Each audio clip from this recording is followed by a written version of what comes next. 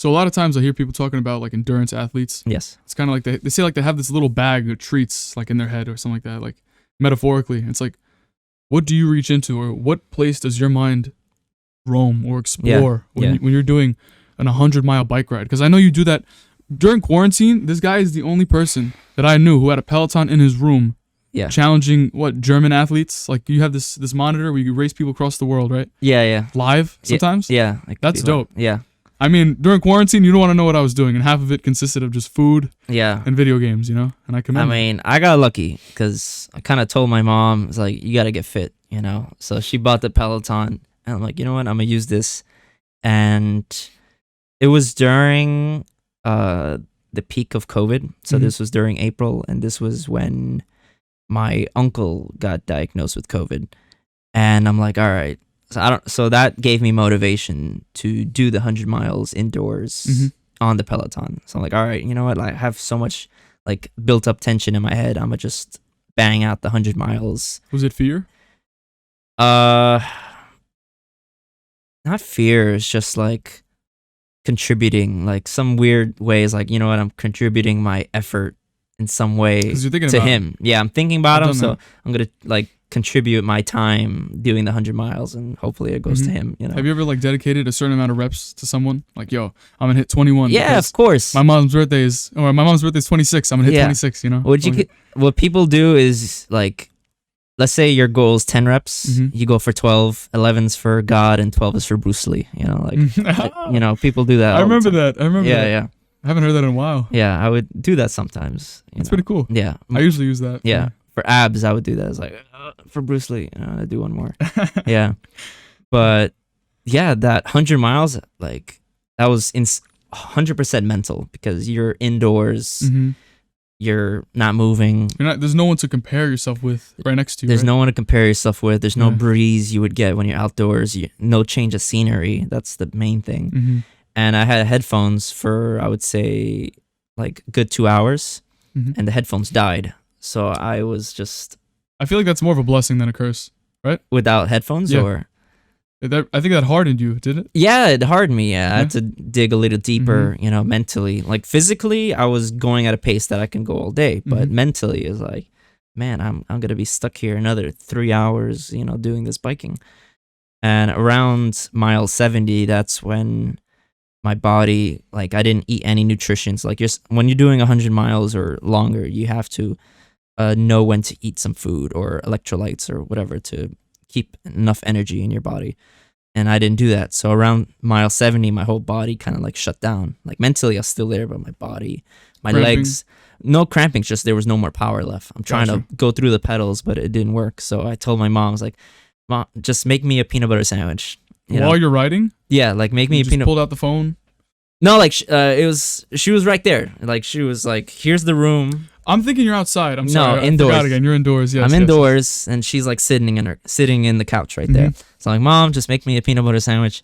That's so convenient, right? Yeah, and she's like, okay. So took a bite of that, and just a couple bites, just like 3 bites from one half of a peanut butter sandwich, and that helped. That helped me got to 100 miles. Wow. So I did the 100 miles around 5 hours and 2 minutes, 3 minutes. Do you know the percentile finished in? What do you mean? Did they give you a placement of like the average time? Well, no one's done that in Peloton, so I had to like do that. Like there's do your own time thing on Peloton, so it's not part of a class or anything like that. So it's just you just see your metrics and that's it. Gotcha.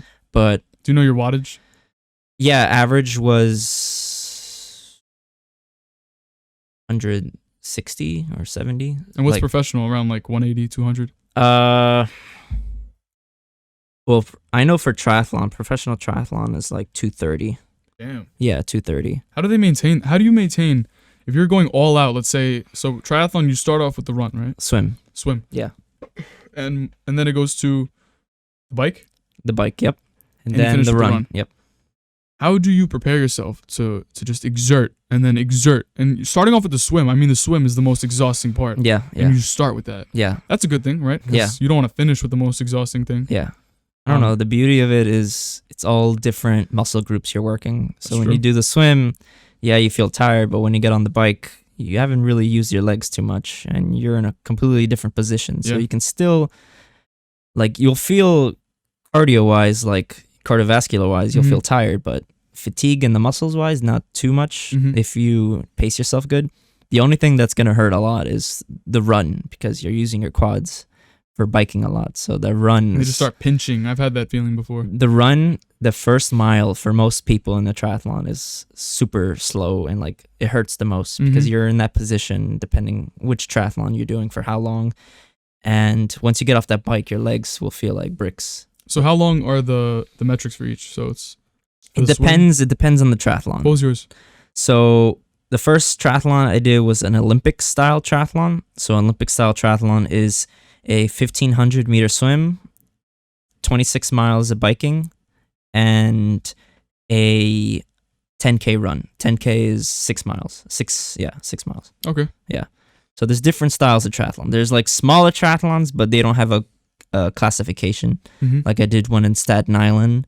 That one was very small. That was 400 meter swim, 12 miles of biking, and a 5K run. Oh, wow. Yeah, so that one, like, most people can do. Gotcha. Yeah, I was going to say, that sounds possible for me, but it just might take me a little while. Yeah, no, you can do it. So how long is an Ironman compared to that? An Ironman, I don't think people give it credit, because, like, you see, I haven't done the Spartan race myself. Yeah. But I've seen it. Yeah. And certain challenges don't look as intimidating. Yeah. And I feel like it might give the name, it might discredit it in some capacity, you know? Yeah. But then when I hear about the Ironman, and I'm looking at David Goggins, yeah, and he's training with no music, and he's talking about adding a marathon onto a marathon. Yeah. Like, so did he do an Ironman or no?